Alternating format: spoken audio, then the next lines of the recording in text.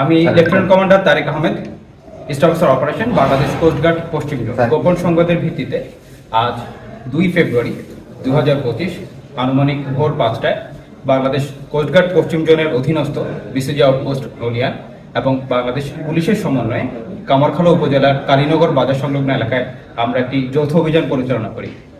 অভিযান পরিচালনাকালীন ইউনিয়ন পরিষদের একটি পুরাতন ভবন তল্লাশি করে প্লাস্টিকের বস্তায় লুকায়িত অবস্থায় আমরা 2টি 1 নলা দেশীয় পাইপগান, একটি চাইনিজ কুড়াল, 3টি দেশীয় অস্ত্র সহকারে সন্ত্রাসী মোহাম্মদ ইয়াসিন মোল্লা বয়স 40, সোহরাব সানা বয়স 60 এবং সিরাজুল সানা বয়স 30কে আটক করতে সক্ষম হই।